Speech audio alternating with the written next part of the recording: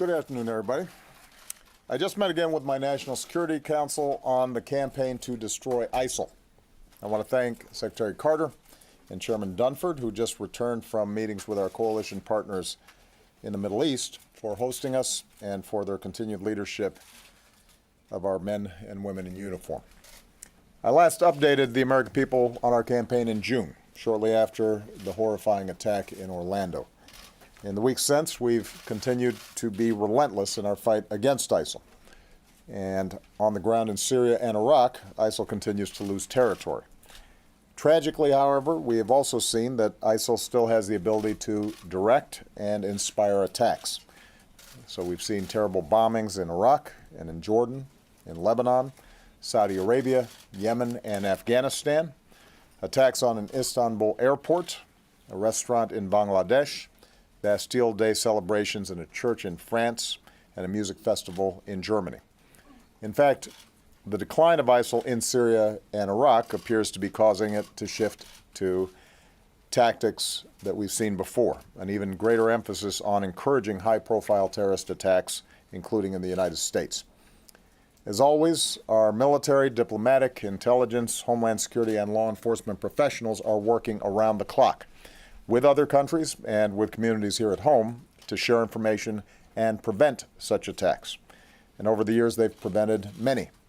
But as we've seen, it is still very difficult to detect and prevent lone actors or small cells of terrorists who are determined to kill the innocent and are willing to die. And that's why, as we discussed today, we're going to keep going after ISIL aggressively across every front of this campaign. Our air campaign continues to hammer ISIL targets. More than 14,000 strikes so far, more than 100,000 sorties, including those hitting the ISIL core in Raqqa and in Mosul. And in stark contrast to ISIL, which uses civilians as human shields, America's armed forces will continue to do everything in our power to avoid civilian casualties. With our extraordinary technology, we're conducting the most precise air campaign in history.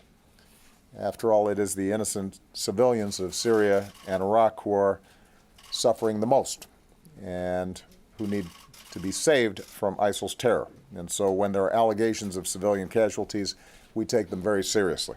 We work to find the facts, to be transparent, and to hold ourselves accountable for doing better in the future. We continue to take out senior ISIL leaders and commanders.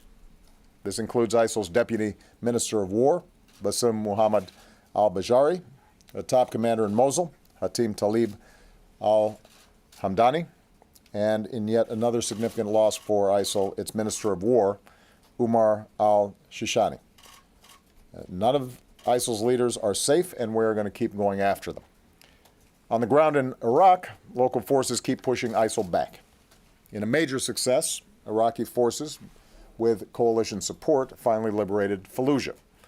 Now they're clearing ISIL fighters from more areas up the Euphrates Valley, and Iraqi forces retook the strategic air base at Qayyara, just 40 miles from Mosul, now the last major ISIL stronghold in Iraq. Given the success, the additional 560 U.S. support personnel that I ordered to Iraq last month will help turn this base into a logistical hub and launch pad for Iraqi forces as they push into Mosul. Meanwhile, in Syria, a coalition of local forces backed by our special operations forces and airstrikes continues to take the fight to ISIL as well. The coalition is fighting its way into the town of Manbij, a gateway for ISIL fighters coming in and terrorists heading out to attack Europe, which is why ISIL is fighting hard to hold it. As ISIL is beaten back, we're gaining vast amounts of intelligence, thousands of documents, thumb drives, digital files, which we will use to keep destroying ISIL's networks and stop foreign fighters. We also continue to intensify our efforts against al-Qaeda in Syria, which, no matter what name it calls itself, cannot be allowed to maintain a safe haven to train and plot attacks against us. I do want to step back and note the broader progress that has been made in this campaign so far. 2 years ago, ISIL was racing across Iraq to the outskirts of Baghdad itself, and to many observers, ISIL looked invincible. Since then, in Iraq, ISIL has lost at the Manjib Dam, at Tikrit, at Beji, at Sinjar, at Ramadi, at Hit, at Rudba, and now Fallujah. In Syria, ISIL's lost at Kobani and Tel Abyad, and the Tishrin Dam and al-Shaddadi.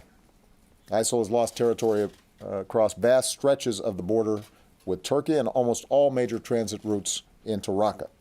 And in both Iraq and Syria, ISIL has not been able to reclaim any significant territory that they have lost.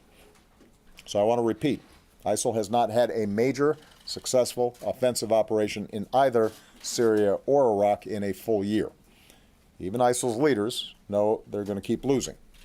In their message to followers, they're increasingly acknowledging that they may lose Mosul and Raqqa, and ISIL is right. They will lose them. And we'll keep hitting them and pushing them back and driving them out until they do. In other words, ISIL turns out not to be invincible. They are, in fact, inevitably going to be defeated. But we do recognize at the same time that the situation is complex, and this cannot be solved by military force alone. That's why last month the United States and countries around the world pledged more than $2 billion in new funds to help Iraqis stabilize and rebuild their communities.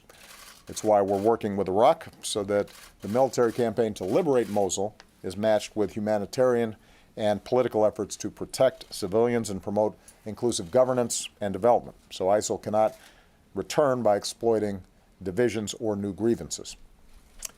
In Syria, as I've repeatedly said, defeating ISIL and al-Qaeda requires an end to the civil war and the Assad regime's brutality against the Syrian people, which pushes people into the arms of extremists. The regime and its allies continue to violate the cessation of hostilities, including with vicious attacks on defenseless civilians, medieval sieges against cities like Aleppo, and blocking food from reaching families that are starving. It is deplorable, and the depravity of the Syrian regime has rightly earned the condemnation of the world. Russia's direct involvement in these actions over the last several weeks raises very serious questions about their commitment to pulling the situation back from the brink. The U.S. remains prepared to work with Russia to try to reduce the violence and strengthen our efforts against ISIL and al-Qaeda in Syria. But so far, Russia has failed to take the necessary steps. Given the deteriorating situation, it is time for Russia to show that it is serious about pursuing these objectives. Beyond Syria and Iraq, we'll keep working with allies and partners to go after ISIL wherever it tries to spread.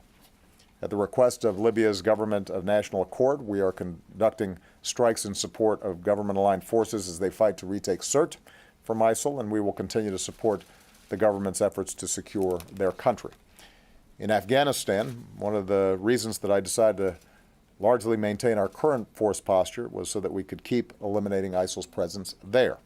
And we delivered another blow last month when we took out a top ISIL leader in Afghanistan, Umar Khalifa. Finally, it should be clear by now, and no one knows this better than our military leaders, that even as we need to crush ISIL on the battlefield, their military defeat will not be enough. So long as their twisted ideology persists and drives people to violence, then groups like ISIL will keep emerging, and the international community will continue to be at risk in getting sucked into the kind of global whack-a-mole where we're always reacting to the latest threat or lone actor. And that's why we're also working to counter violent extremism more broadly, including the social, economic, and political factors that help fuel groups like ISIL and al-Qaeda in the first place.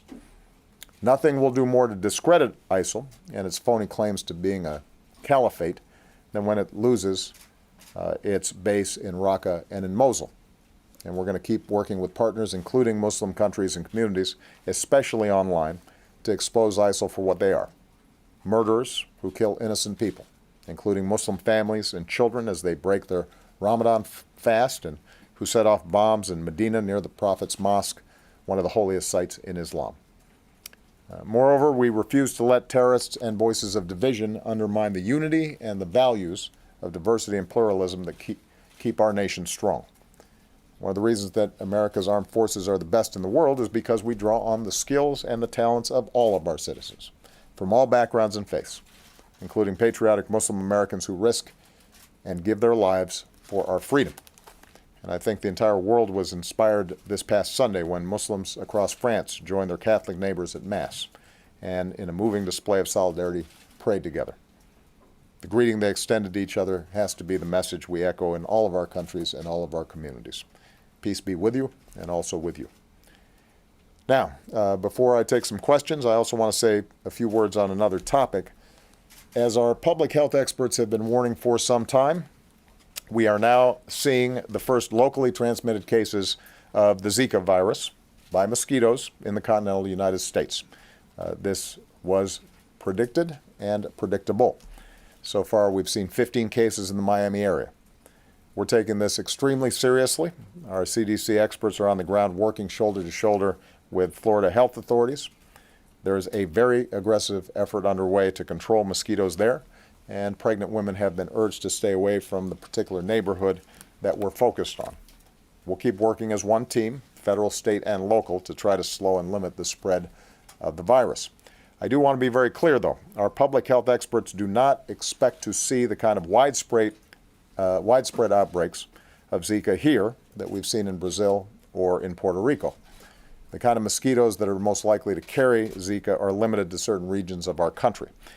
But we cannot be complacent because we do expect to see more Zika cases. And even though the symptoms for most people are mild, many may never even know that they have it, we've seen that the complications for pregnant women and their babies can be severe. So I again want to encourage every American to learn what they can do to help stop Zika by going to cdc.gov. In addition, Congress needs to do its job. Fighting Zika costs money. Helping Puerto Rico deal with its Zika crisis costs money. Research into new vaccines. And by the way, NIH just announced the first clinical trials in humans. That costs money. And that's why my administration proposed an urgent request for more funding back in February. Not only did the Republican-led Congress not pass our request, they worked to cut it. And then they left for summer recess without passing any new funds for the fight against Zika. Meanwhile, our experts at the NIH and CDC, the folks on the front lines, have been doing their best in making do by moving funds from other areas. But now the money that we need to fight Zika is rapidly running out. The situation is getting critical. For instance, without sufficient funding, NIH clinical trials, and the possibilities of a vaccine, which is well within reach, could be delayed. So this is not the time for politics. More than 40 U.S. service members have now contracted Zika overseas. In 50 U.S. states, we know of more than 1,800 cases of Zika connected to travel to infected areas, and that includes nearly 500 pregnant women. Zika is now present in almost every part of Puerto Rico, and now we have the first local transmission in Florida, and there will certainly be more. And meanwhile, Congress is on a summer recess. A lot of folks talk about protecting Americans from threats. Well, Zika is a serious threat to Americans, especially babies, right now. So once again, I want to urge the American people to call their members of Congress and tell them to do their job. Deal with this threat, help protect the American people from Zika. With that, I'm going to take some questions. I'm going to start with someone who just assumed the second most powerful office in the land, Jeff Mason, the New Correspondents Association president, also from Reuters. Jeff. Thank you, sir. Hardly powerful. And happy birthday. Thank you very much. As Islamic State loses territory, you and other officials have said that it is becoming a more traditional terrorist group. Are you satisfied that the United States and its allies have shifted strategy sufficiently to address that change? And secondly, given your comments this week about Donald Trump's volatility and lack of fitness to be president, are you concerned that he will be receiving security briefings about ISIS and other sensitive national security issues? Okay. I'm never satisfied with our response, because if you're satisfied, that means the problem's solved, and it's not. So we just spent a couple hours meeting with my top national security folks to look at what more can be done. It is absolutely necessary for us to defeat ISIL in Iraq and Syria. it is not sufficient, but it is necessary. Because so long as they have those bases, they can use their propaganda to suggest that somehow there's still some caliphate being born. And that can insinuate itself then in the minds of folks who may be willing to travel there or carry out terrorist attacks. It's also destabilizing for countries in the region at a time when the region's already unstable. So, I am pleased with the progress that we've made on the ground in Iraq and Syria. We're far from freeing Mosul and Raqqa. But what we've shown is that when it comes to conventional fights, ISIL can be beaten with partners on the ground, so long as they've got the support from coalition forces that we've been providing. In the meantime, though, you're seeing ISIL carry out external terrorist acts, and they've learned something. They've adapted from al-Qaeda, which had a much more centralized operation and tried to plan very elaborate attacks. And what ISIL has figured out is that if they can convince a handful of people, or even one person, to carry out an attack on a subway or at a parade or some other public venue and kill scores of people as opposed to thousands of people, it still creates the kinds of fear and concern that elevates their profile. So in some ways, rooting out these networks for smaller, less complicated attacks is tougher because it doesn't require as many resources on their part or preparation. But it does mean that we've got to do even more to generate the intelligence and to work with our partners in order to degrade those networks. And the fact is that those networks will probably sustain themselves even after ISIL is defeated in Raqqa and Mosul. But what we've learned from our efforts to defeat al-Qaeda is that if we stay on it, our intelligence gets better, and we adapt as well. And eventually, we will dismantle these networks also. This is part of the reason why, however, it is so important for us to keep our eye on the ball and not panic, not succumb to fear, because ISIL can't defeat the United States of America or our NATO partners. We can defeat ourselves, though, if we make bad decisions. And we have to understand that as painful and as tragic as these attacks are, that we are going to keep on grinding away, preventing them wherever we can, using a whole of government effort to knock down their propaganda, to disrupt their networks, to take their key operatives off the battlefield, and that eventually we will win. But if we start making bad decisions, indiscriminately killing civilians, for example, in some of these areas, instituting offensive religious tests on who can enter the country, those kinds of strategies can end up backfiring. Because in order for us to ultimately win this fight, we cannot frame this as a clash of civilizations between the West and Islam. That plays exactly into the hands of ISIL and the perversions, the perverse interpretations of Islam that they're putting forward. As far as Mr. Trump, we are going to go by the law, which is that, and both the tradition and the law, that if somebody's the nominee, the Republican nominee for president, they need to get a security briefing so that if they were to win, they are not starting from scratch in terms of being prepared for this office.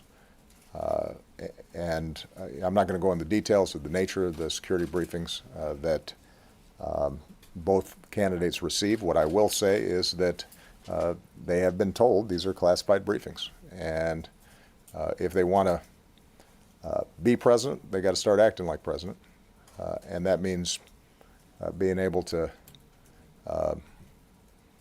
receive these briefings and not spread them around. Are you worried about that? Well, I think I've said enough on that. Mary Bruce. Thank you, Mr. President. What is your response to critics who say the $400 million in cash that you sent to Iran was a ransom payment? Was it really simply a pure coincidence that a sum that was a payment that was held up for almost 4 decades was suddenly sent at the exact same time that the American prisoners were released? And can you assure the American people that none of that money went to support terrorism? Okay. It's been interesting to watch this story surface. Some of you may recall, we announced these payments in January, many months ago. There wasn't a secret. We announced them to all of you. Josh did a briefing on them. This wasn't some nefarious deal. And at the time, we explained that Iran had pressed a claim before an international tribunal about them recovering money of theirs that we had frozen, that as a consequence of its working its way through the international tribunal, it was the assessment of our lawyers that we were now at a point where there was significant litigation risk and we could end up costing ourselves billions of dollars. It was their advice and suggestion that we settle. And that's what these payments represent. And it wasn't a secret. We were completely open with everybody about it, and it's interesting to me how suddenly this became a story again. That's point number one. Point number two, we do not pay ransom for hostages. We've got a number of Americans being held all around the world. And I meet with their families. And it is heartbreaking. And we have stood up an entire section of interagency experts who devote all their time to working with these families to get these Americans out. But those families know that we have a policy that we don't pay ransom. And the notion that we would somehow start now in this high-profile way and announce it to the world, even as we're looking into the faces of other hostage families whose loved ones are being held hostage, and say to them that we don't pay ransom, defies logic. So that's point number two. We do not pay ransom. We didn't here, and we won't in the future. Precisely because if we did, then we would start encouraging Americans to be targeted, much in the same way that some countries that do pay ransom end up having a lot more of their citizens being taken by various groups. Point number three is that the timing of this was in fact dictated by the fact that as a consequence of us negotiating around the nuclear deal, we actually had diplomatic negotiations and conversations with Iran for the first time in several decades. So the issue is not so much that it was a coincidence as it is that we were able to have a direct discussion. John Kerry could meet with the foreign minister, which meant that our ability to clear accounts on a number of different issues at the same time converged. And it was important for us to take advantage of that opportunity both to deal with this litigation risk that had been raised. It was important for us to make sure that we finished the job on the Iran nuclear deal. And since we were in a conversation with them, it was important for us to be able to push them hard in getting these Americans out. And let me make a final point on this. It's now been well over a year since the agreement with Iran to stop its nuclear program was signed. And by all accounts, it has worked exactly the way we said it was going to work. You'll recall that there were all these horror stories about how Iran was going to cheat and this wasn't going to work, and Iran was going to get $150 billion to finance terrorism and all these kinds of scenarios. And none of them have come to pass. And it's not just the assessment of our intelligence community, it's the assessment of the Israeli military and intelligence community, the country that was most opposed to this deal, that acknowledges this has been a game changer and that Iran has abided by the deal and that they no longer have the sort of short-term breakout capacity that would allow them to develop nuclear weapons.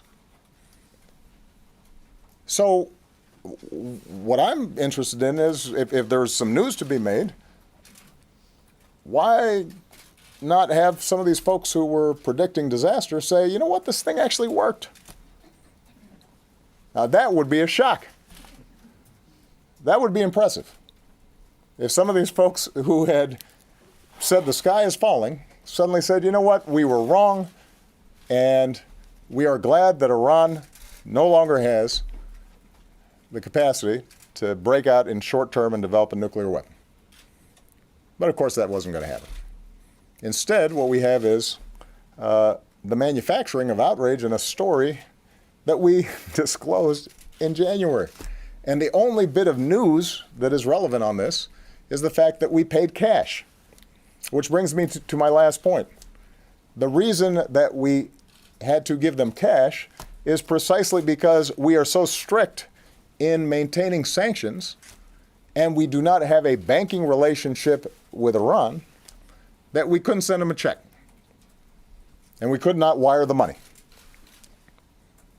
And it is not at all clear to me why it is that cash, as opposed to a check or a wire transfer, has made this into a new story. You know, maybe because it kind of feels like some spy novel or, you know, some crime novel, because cash was exchanged. The reason cash was exchanged is because we don't have a banking relationship with Iran, which is precisely part of the pressure that we were able to apply to them so that they would ship a whole bunch of nuclear material out and close down a bunch of facilities that, as I remember, 2 years ago, 3 years ago, 5 years ago, was people's top fear and priority, that we make sure Iran doesn't have breakout nuclear capacity. They don't. This worked. Josh Letterman. Thank you, Mr. President.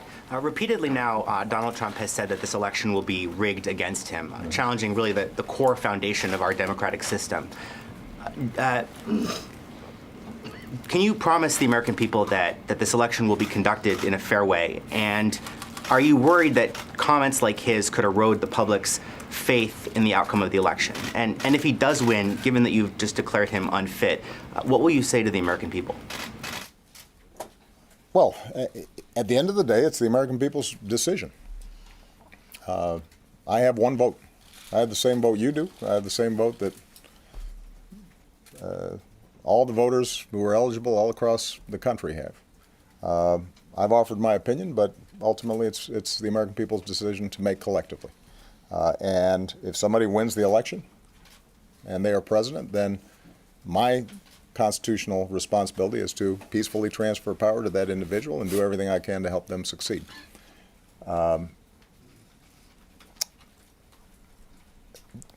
It is, I don't even really know where to start on answering this question. Of course the elections will not be rigged. What does that mean? The federal government doesn't run the election process.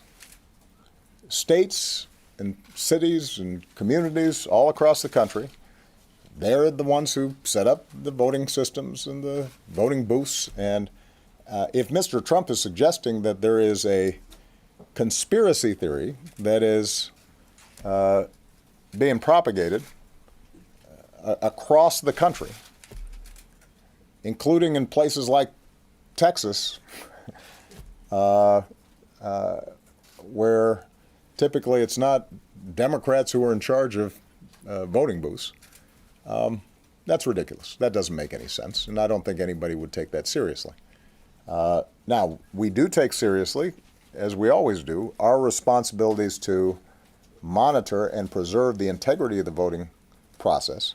If we see signs that a voting machine or system is vulnerable to hacking, then we inform those local authorities who are running the elections that they need to be careful.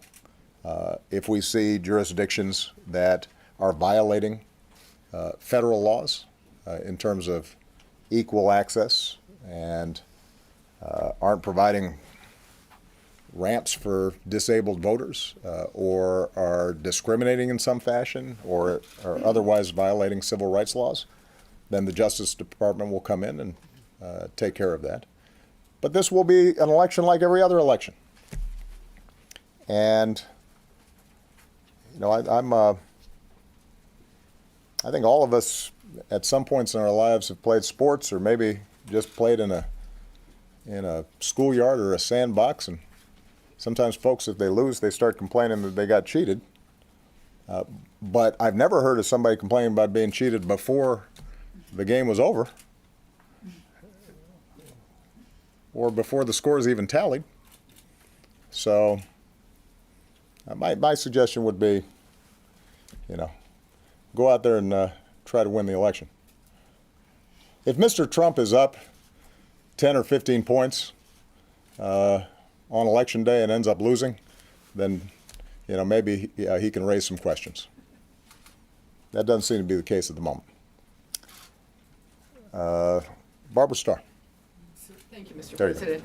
On the question of ISIS expansion that you've been talking about, because you see them expanding around the world, because you see them trying to inspire attacks, what is your current level of concern about the homeland? You talked about the protection measures, but what is your assessment about the possibility, your own intelligence advisors suggest it's possible, about the direct ISIS threat to Americans? And if I may follow up somewhat along the same lines, what is your assessment today as you stand here about whether Donald Trump can be trusted with America's nuclear weapons? You know, on your second question, and I'll sort of address this to any additional Trump questions. I would ask all of you to just make your own judgment. I've made this point already multiple times. Just listen to what Mr. Trump has to say and make your own judgment with respect to how confident you feel about his ability to manage things like our nuclear triad. With respect, sir, it suggests that you're not confident. Well, as I recall, I just answered a question about this a couple of days ago, and I thought I made myself pretty clear. And I don't want to just keep on repeating it or a variation on it. I obviously have a very strong opinion about the two candidates who are running here. One is very positive, and one is not so much. And I think that you will just hear any further questions that are directed to this subject. I think you'll hear pretty much variations on the same theme. What I can say is that this is serious business, and the person who is in the Oval Office and who our Secretary of Defense and our Joint Chiefs of Staff and our outstanding men and women in uniform report to, they are counting on somebody who has the temperament and good judgment to be able to make decisions to keep America safe. And that should be very much on the minds of voters when they go into the voting booth in November. In terms of the threat that ISIL poses to the homeland. I think it is serious. We take it seriously. And as I said earlier, precisely because they are less concerned about big, spectacular 9/11 style attacks, because they've seen the degree of attention they can get with smaller scale attacks using small arms or assault rifles, or in the case of Nice, France, a truck. The possibility of either a lone actor or a small cell carrying out an attack that kills people is real. And that's why our intelligence and law enforcement and military officials are working around the clock to try to anticipate potential attacks, to obtain the threads of people who might be vulnerable to brainwashing by ISIL. We are constrained here in the United States to carry out this work in a way that's consistent with our laws and presumptions of innocence. And the fact that we prevent a lot of these attacks as effectively as we do, without a lot of fanfare and abiding by our law, is a testament to the incredible work that these folks are doing. They work really hard at it, but it is always a risk. And some of you may have read the article in the New York Times today. I guess it came out last night online, about this individual in Germany who had confessed and given himself up, and then explained his knowledge of how ISIL's networks worked. There was a paragraph in there that some may have caught, which we don't know, for a fact that this is true, but according to this reporting, the individual indicated that ISIL recognizes it's harder to get its operatives into the United States, but the fact that we have what he referred to as open gun laws meant that anybody, as long as they didn't have a criminal record that barred them from purchase, could go in and buy weapons. That made sort of a homegrown extremist strategy more attractive to them. And those are the hardest to stop, because by definition, if somebody doesn't have a record, if it's not triggering something, it means that anticipating their actions becomes that much more difficult. And this is why the military strategy that we have in Syria and Iraq is necessary, but it is not sufficient. We have to do a better job of disrupting networks, and those networks are more active in Europe than they are here, but we don't know what we don't know, and so it's conceivable that there are some networks here that could be activated. But we also have to get to the messaging that can reach a troubled individual over the internet, and do a better job of disrupting that. And what I've told my team is that although we've been working on this now for 5, 6, 7 years, we've got to put more resources into it. This can't be an afterthought. It's something that we have to really focus on. This is also why how we work with the Muslim American community, the values that we affirm about their patriotism and their sacrifice, and our fellow feeling with them is so important. One of the reasons that we don't have networks and cells that are as active here as they are in certain parts of Europe is because the Muslim American community in this country is extraordinarily patriotic and largely successful, and fights in our military and serves as our doctors and our nurses. And there are communities in which they are raising their kids with love of country and a rejection of violence, and that has to be affirmed consistently. If we screw that up, then we're going to have bigger problems. Gregory Corti of USA Today. There you go. Yesterday, you commuted the sentences of 214 federal inmates. It was the largest single-day grant of commutations in the history of the American presidency. So I wanted to ask you a couple of questions about your clemency thought process. One is, you've talked about this as low-level drug offenders who got mandatory minimum sentences. But about a quarter of the commutations that you've granted also had firearms offenses. Given your overall philosophy on firearms, can you reconcile that for us? Sure. And given that previously in your presidency you had sent a memo to the Office of Pardon Attorney saying there was a sort of a predisposition against firearms being carried in clemency, why did you change your mind on that? Sure. Also, the other side of the ledger here is pardons. You've granted more commutations than any president since Calvin Coolidge.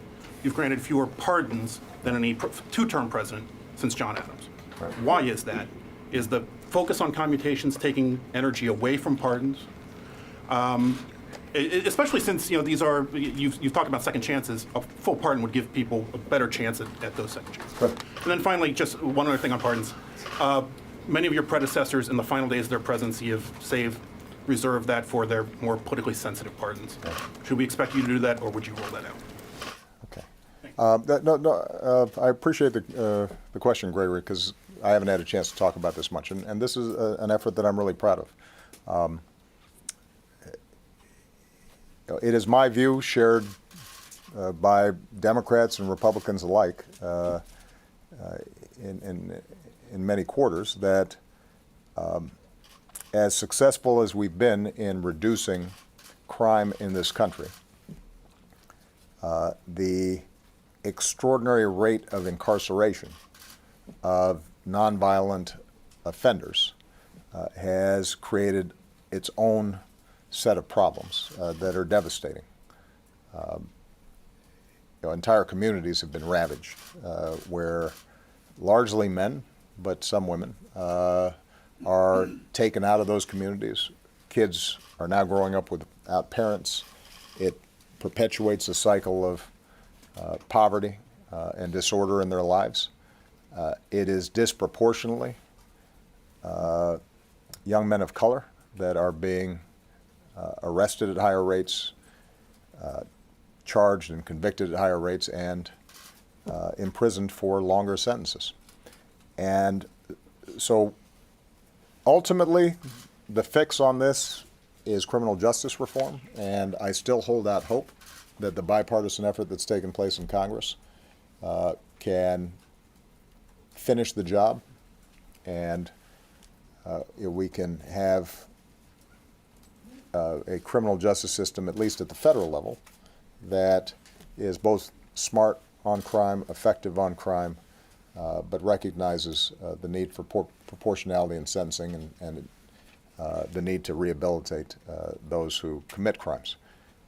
But even as that slow process of criminal justice reform goes forward, what I wanted to see is if we could reinvigorate the pardon process and commutation process that had become stalled over the course of several years, partly because it's politically risky.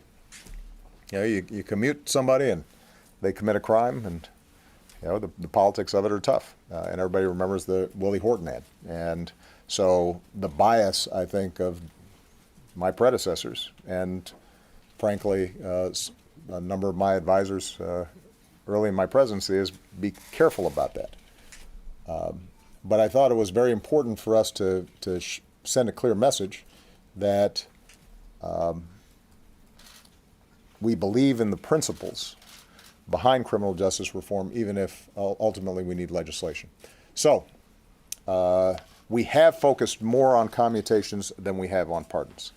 I would argue, Gregory, that by the time I leave office, the number of pardons that we grant will be roughly in line with what other presidents have done. But standing up this commutations process has required a lot of effort, a lot of energy, and it's not like we got a new slug of money to do it. So you've got limited resources. The primary job of the Justice Department is to prevent crime and to convict those who have committed crimes and to keep the American people safe. And that means that you've had this extraordinary and Herculean effort by a lot of people inside the Justice Department to go above and beyond what they're doing to also review these petitions that have been taking place. And we've been able to get bar organizations around the country to participate, to kind of screen and help people apply. And what the main criteria that I've tried to set is if under today's laws, because there have been changes in how we charge nonviolent drug offenses, if under today's charges their sentences would be substantially lower than the charges that they received, if they got a life sentence but a U.S. attorney or the Justice Department indicates that today they'd be likely to get 20 years and they've already served 25, then what we try to do is to screen through and find those individuals who have paid their debt to society, that have behaved themselves and tried to reform themselves while incarcerated, and we think have a good chance of being able to use that second chance well. On the firearms issue, what I've done is to try to screen out folks who seem to have a propensity for violence. And these are just hypotheticals, but there may be a situation where a kid at 18 was a member of a gang, had a firearm, did not use it in the offense that he was charged in. There's no evidence that he used it in any violent offense. It's still a firearms charge and enhancement, but he didn't use it. He's now 48 or 38, 20 years later, and has a unblemished prison record. Has gone back to school, gotten his GED, has gone through drug treatment, has the support of the original judge that presided, the support of the U.S. attorney that charged him, support of the warden, has a family that loves him. And in that situation, the fact that he had 20 years earlier an enhancement because he had a firearm is different than a situation where somebody is engaged in armed robbery and shot somebody. In those cases, that is still something that that I'm concerned about. Our focus really has been on people who we think were overcharged and people who we do not believe have a propensity towards violence. And in terms of your last question about sort of last-minute pardons that are granted, the process that I've put in place is not going to vary depending on how close I get to the election. So it's going to be reviewed by the pardon attorney. It'll be reviewed by my White House counsel, and I'm going to, as best as I can, make these decisions based on the merits as opposed to political considerations. Okay. And finally, Jim Malashevsky is retiring after 30 years at NBC. He's done an outstanding job, mostly covering the Department of Defense. This may be my last press conference here, so I just wanted to thank Jim for the extraordinary career that he's had and the great job that he's done. And he gets the last question. Thank you very much, Mr. You bet. President. First, back to ISIS and Iraq and Syria. Your very own National Counterterrorism Operation has found that despite all the decisive defeats that the U.S. and coalition have dealt ISIS on the battlefield, that they've expanded their threat worldwide to include as many as 18 operational bases. In the 6 years you've been dealing, do you feel any personal disappointment that there hasn't been more progress? And in any discussions you've had with the U.S. military and your intelligence agencies, have you come up with any new ideas on how to deal or defeat ISIS? Every time there's a terrorist attack, I feel disappointment because I'd like to prevent all of them.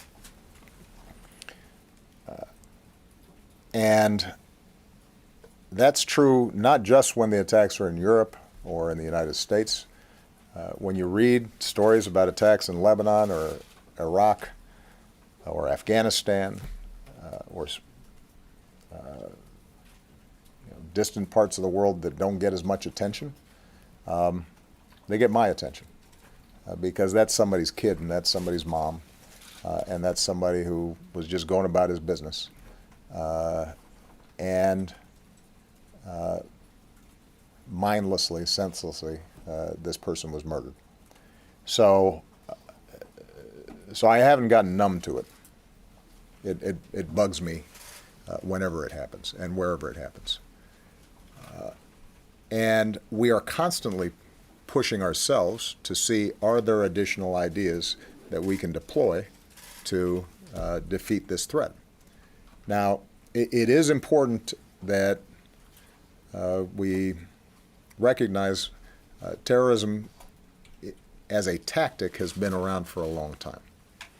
And if you look at the 70s or the 80s or the 90s, there was some terrorist activity somewhere in the world that was brutal. And as much as I would like to say that during my 8-year presidency we could have eliminated terrorism completely, it's not surprising that that hasn't happened, and I don't expect that will happen under the watch of my successors. I do think that because of our extraordinary efforts, the homeland is significantly safer than it otherwise would be.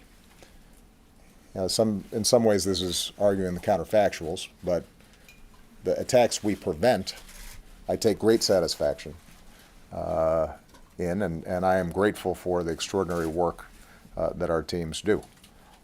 I don't think there's any doubt that had we not destroyed al-Qaeda in the Fatah, that more Americans would have been killed.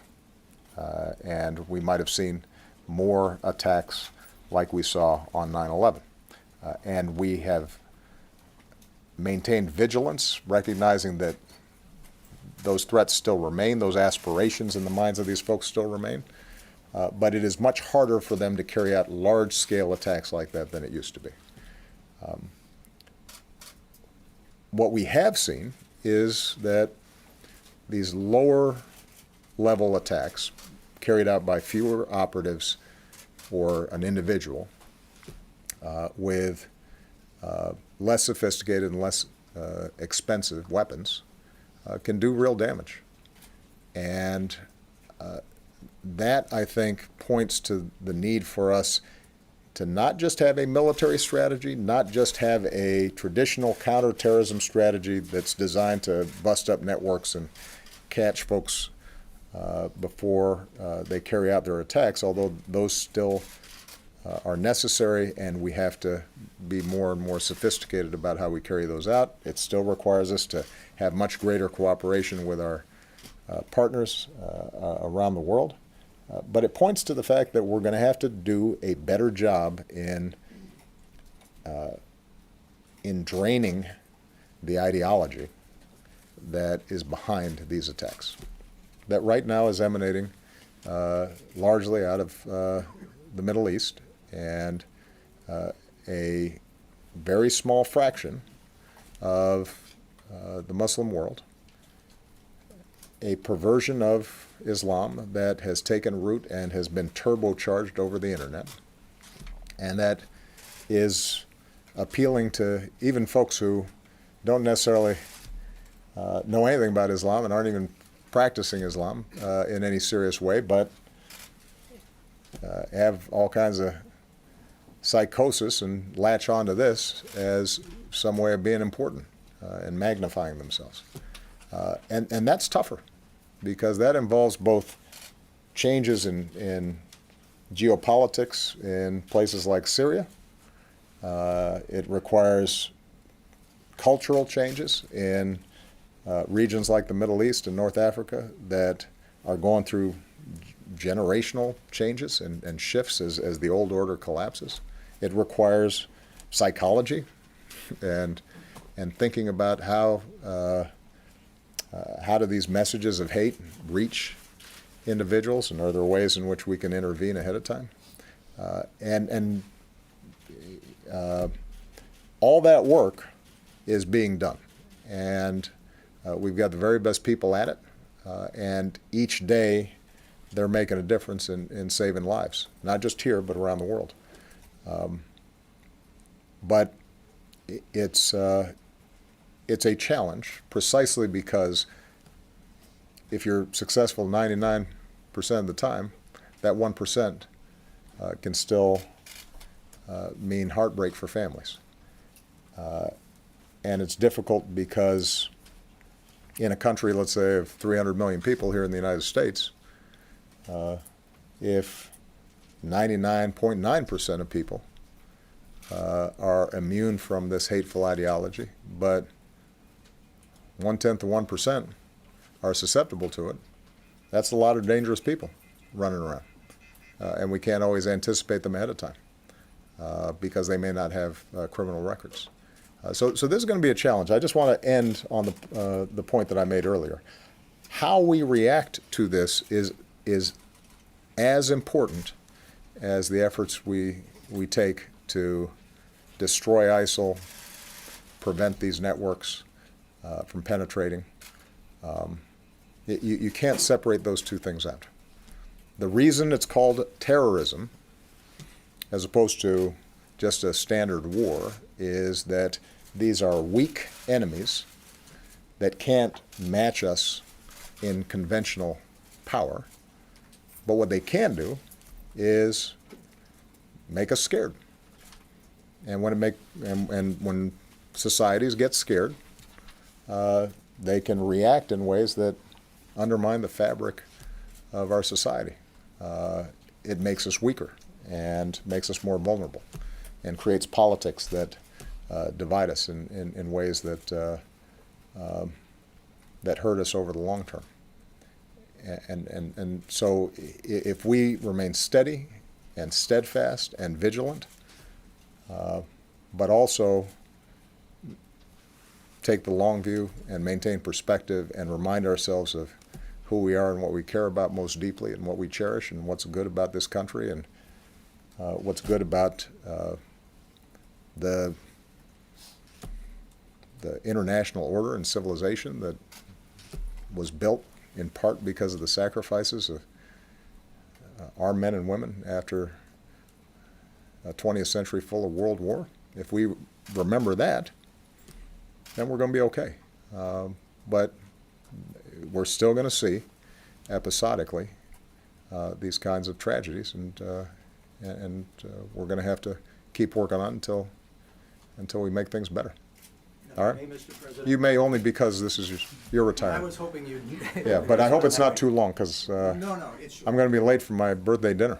Happy birthday, by Thank the way. You alluded earlier to the negotiations between the U.S. and Russia over some military-to-military cooperation in Syria against some of the militant forces there, presumably in exchange for whatever Russian influence could be imposed on the Assad regime for a variety of reasons. Now, I'm sure you're not surprised that some in the military are not supportive of that deal.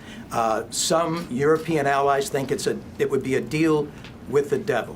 What makes you so confident that you can trust the Russians and Vladimir Putin? I'm not confident that we can trust the Russians and Vladimir Putin, which is why we have to test whether or not we can get an actual cessation of hostilities that includes an end to the kinds of aerial bombing and civilian death and destruction that we've seen carried out by the Assad regime. And Russia may not be able to get there either because they don't want to or because they don't have sufficient influence over Assad. and that's what we're going to test. So we go into this without any blinders on. We're very clear that Russia has been willing to support a murderous regime that has, and an individual in Assad who has destroyed his country just to cling on to power. What started with peaceful protests has led to a shattering of an entire, pretty advanced society. And so whenever you're trying to broker any kind of deal with individual like that or a country like that, you got to go in there with some skepticism. On the other hand, if we are able to get a genuine cessation of hostilities that prevents indiscriminate bombing, that protects civilians, that allows humanitarian access, and creates some sort of pathway to begin the hard work of political negotiations inside of Syria, then we have to try, because the alternative is a perpetuation of civil war. I mean, I've been wrestling with this thing now for a lot of years. I am pretty confident that a big chunk of my gray hair comes out of my Syria meetings. And there is not a meeting that I don't end by saying, is there something else we could be doing that we haven't thought of? Is there a plan F, G, H that we think would lead to a resolution of this issue so that the Syrian people can put their lives back together again, and we can bring peace and relieve the refugee crisis that's taken place? And the options are limited when you have a civil war like this, when you have a ruler who doesn't care about his people, when you've got terrorist organizations that are brutal and would impose their own kind of dictatorship on people, and you have a moderate opposition and ordinary civilians who are often outgunned and outmanned. And you know, that's a very difficult situation to deal with. But we've got to give it a chance. There are going to be some bottom lines that we expect for us to cooperate with Russia beyond the sort of deconfliction that we're currently doing, and that means restraint on the part of the regime that so far has not been forthcoming. You know, early on in this version of the cessation of hostilities, we probably saw some lives saved and some lessening of violence. The violations of this cessation have grown to the point where it just barely exists, particularly up in the northwestern part of the country. So we're going to test and see if we can get something that sticks. And if not, then Russia will have shown itself very clearly to be an irresponsible actor on the world stage that is supporting a murderous regime, and we'll have to answer to that on the international stage. All right. Thank you very much, everybody.